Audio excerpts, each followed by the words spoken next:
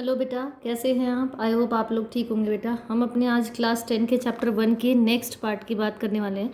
अभी तक हमने इस चैप्टर में हमने बात की बेटा केमिकल रिएक्शन क्या होती है, मतलब रासायनिक अभिक्रियाएं क्या होती हैं, कैसे आप अपनी रासायनिक अभिक्रियाओं को समीकृत कर सकते हो, मतलब अपनी आप केमिकल रिएक्शंस को, जो अनबैलेंस केमिकल रिएक्शन उनको आप बैलेंस कर सकते हो।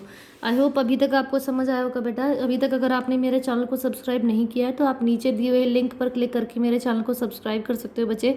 मेरे चैनल का नाम है बियॉन्ड इमेजिन पॉइंट। चलिए तो आज की बात करते हैं।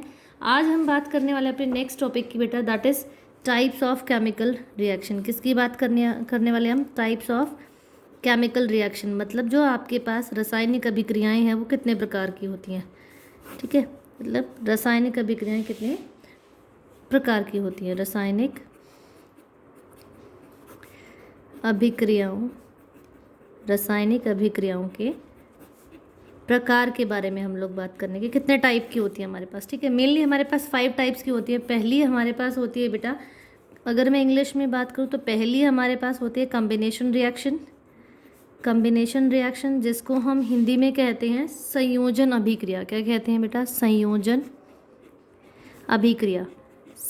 अभिक्रिया हम इसको कहते हैं। सेकंड हमारे पास होती है डीकम्पोजिशन रिएक्शन। कौन सी होती है? डीकम्पोजिशन रिएक्शन होती है।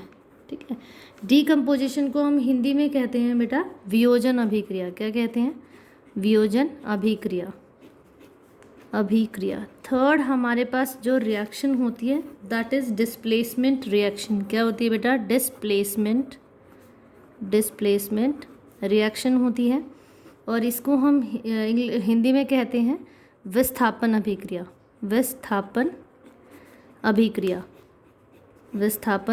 कहते हैं। फोर्थ आपके पास होती है बेटा डबल डिस्प्लेसमेंट। क्या होती है? डबल डिस्प्लेसमेंट रिएक्शन होती है, जिसको आप कहते हैं द्विविस्थापन। हिंदी में हम कहते हैं इसको द्विविस्थापन अभिक्रिया। ठीक है बेटा। नेक्स्ट लास्ट हमारे पास होती है ऑक्सीडेशन एंड रिडक्शन। तो 5 टाइप की हमारे पास होती है। ऑक्सीडेशन एंड रिडक्शन को हम हिंदी में कहते हैं उपचयन और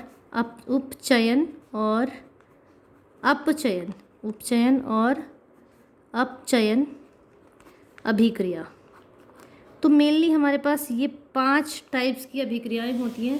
सबसे पहले कॉम्बिनेशन रिएक्शन, जिसको हम कहते हैं संयोजन अभिक्रिया। डीकम्पोजिशन रिएक्शन मतलब वियोजन अभिक्रिया। डिस्प्लेसमेंट रिएक्शन मतलब विस्थापन अभिक्रिया। डबल डिस्प्लेसमेंट रिएक्शन मतलब द्विविस्थापन अभिक्रिया। ऑक्सीडेशन एंड रिडक्शन को हम कहते हैं उपचयन एंड अपचयन अभिक्रिया। ठीक है, तो ये हमारे पास 5 मेनली अभिक्रियाएं होती है। आज हम फर्स्ट टाइप की बात करने वाले हैं। फर्स्ट टाइप जो आपका है that is combination reaction. First type हमारा क्या है बेटा? कॉम्बिनेशन रिएक्शन की हम बात करने वाले हैं। कॉम्बिनेशन मतलब संयोजन अभिक्रिया। कॉम्बिनेशन रिएक्शन को हम कहते हैं संयोजन अभिक्रिया। संयोजन के वर्ड से ही आपको समझ आना चाहिए बेटा। संयोजन का मतलब, कॉम्बिनेशन का मतलब होता है चीज़ों का जुड़ना, मतलब 2 या 2 से ज़्यादा। जब आपके पास 2 या 2 और more than 2 reactants react together, हम बात कर रहे हैं 2 और more than 2 reactants react together, वो साथ साथ क्या करते हैं? React together and form a product. अगर मैं हिंदी में बात करूँ, इंग्लिश में है 2 और more than 2 reactants react together. 2 and more than 2 reactant react together to form a product. ठीक है, अगर मैं हिंदी में बात करूँ तो 2 या 2 से ज़्यादा, 2 या 2 से ज़्यादा अभिकारक अभिक्रिया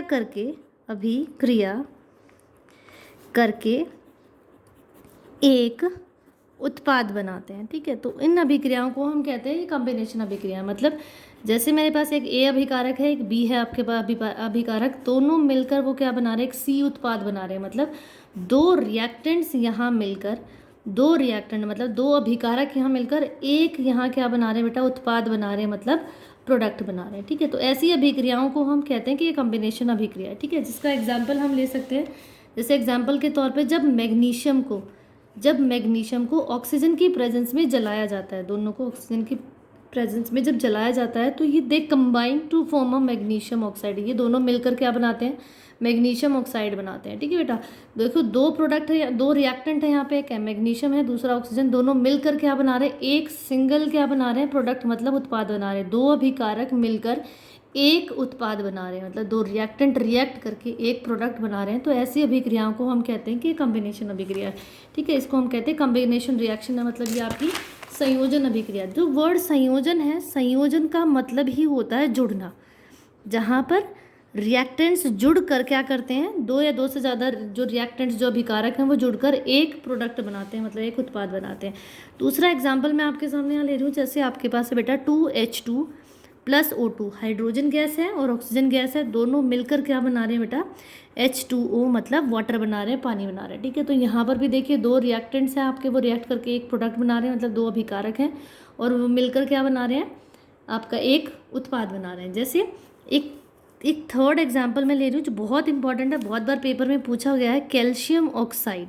ये क्या है, कैल्शियम ऑक्साइड, जिसको हम कहते हैं क्विक लाइम। क्या कहते हैं बेटा, क्विक लाइम इसको इंग्लिश में कहते हैं, हिंदी में इसको कहते हैं बिना बुझा हुआ चूना, इसको कहते हैं कि ये बिना बुझा हुआ चूना है। और जब आप इसमें H2O मतलब वाटर मीन्स अगर आप इसमें पानी डाल देते हैं, ठीक है, तो ये क्या बन जाता है, कैल्शियम हाइड्रोक्साइड बन जाता है। क्या बन जाता है, कैल्शियम हाइड्रोक्साइड बन जाता है, जिसको हम इंग्लिश में कहते हैं स्लेक्ड लाइम। क्या कहते हैं बेटा, स्लेक्ड लाइम, और इंग्लिश में इसको स्लेक्ड लाइम कहते हैं और हिंदी में कहते हैं बुझा हुआ चूना। क्या कहते हैं, बुझा हुआ चूना। देखो याद करने में बहुत आसान है कि यहाँ पर जो चूना था वो बिना बुझा हुआ था, जब आपने उसमें पानी डाल दिया तो वो बुझ गया, तो ये बुझा हुआ चूना हो गया। ठीक है, तो आपको याद रखना है कैल्शियम ऑक्साइड बिना बुझा हुआ चूना होता है, जब आप उसमें पानी डाल देते हो, वाटर H2O डाल देते हो, तो वो बुझा हुआ चूना बन जाता है। मतलब आप क्विक लाइम के अंदर जब वाटर ऐड कर देते हैं तो वो स्लेक्ड लाइम बन जाता है। क्या बन जाता है,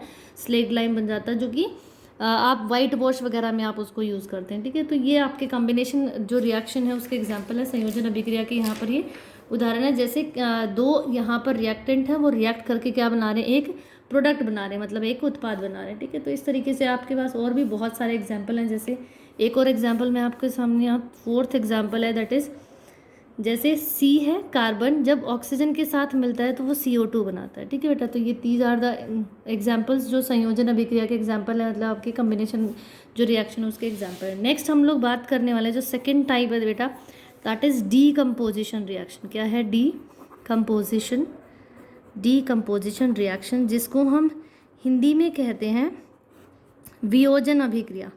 क्या नाम है बेटा, वियोजन अभिक्रिया। वियोजन अभिक्रिया का मतलब होता है वी का मतलब टूटना, कि आपके पास एक रिएक्टेंट है, जब वो एक रिएक्टेंट अंडर सच कुछ कंडीशन, जैसे हीट किया या सनलाइट की, ये H का साइन होता है सनलाइट की प्रेजेंस में, या आपने इलेक्ट्रिसिटी पास की, कुछ कंडीशंस हैं जिनके तहत ही काम करती हैं, और काम करने के बाद दो या दो से ज़्यादा प्रोडक्ट बनाती हैं। ठीक है, एक जब आपका अभिकारक टूट कर दो या दो से ज़्यादा प्रोडक्ट बना देता है, उत्पाद बना देता है, तो ऐसी अभिक्रियाओं को हम कहते हैं डीकम्पोजिशन रिएक्शन। डीकम्पोजिशन मतलब एक कंपोजिशन थी वो टूट गई, मतलब वियोजन, कुछ जो आपकी रिएक्शन थी उसमें क्या है, वियोजन हो रहा है, टूट रही है। तो ये देखिए ए है, वो दो या दो से ज़्यादा उत्पाद में वो टूट रहा है, तो ये क्या होगी, आपकी वियोजन अभिक्रिया होगी। कौन सी अभिक्रिया होगी बेटा, वियोजन अभिक्रिया। जैसे इसके लिए मैं आपको एक एग्जाम्पल देना चाहूँगी बेटा। जैसे आपके पास है 2FeSO4, जब आप इसको हीट करते हो, ये डेल्टा है, डेल्टा ये ऊष्मा के लिए यूज़ होता है, ऊष्मा मतलब हीट के लिए हम इसको यूज़ करते हैं। जब इसको गर्म किया जाता है, जब इसको हीट किया जाता है, तो ये क्या करता है, Fe2O3 plus SO2 plus SO3 इन गैसेस में वो टूट जाता है। ठीक है, ये फेरस सल्फेट है जो हरे रंग का होता है। किस रंग का होता है बेटा, ग्रीन कलर का होता है, मतलब हरे रंग का होता है। ठीक है, और जब ये हीट करते हैं तो ये फेरिक ऑक्साइड, ये लाल भूरे रंग का होता है। किस कलर का होता है, लाल भूरे मतलब रेडिश ब्राउन कलर का होता है। ठीक है, SO2 और SO3 दो गैसेज होते हैं, सल्फर डाइऑक्साइड और सल्फर ट्राइऑक्साइड में ये टूट जाता है।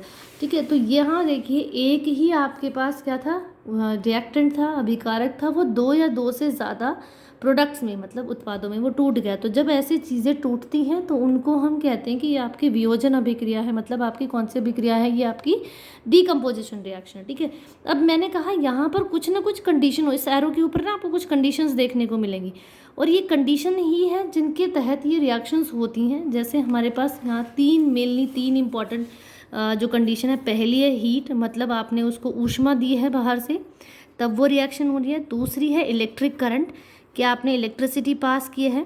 ठीक है, और तीसरी है यहाँ पर सनलाइट, मतलब वो सूर्य के प्रकाश के अंदर वो रिएक्शन हो रही है। तो ये 3 कंडीशंस हैं जो आपको यहाँ देखने को मिलेगी।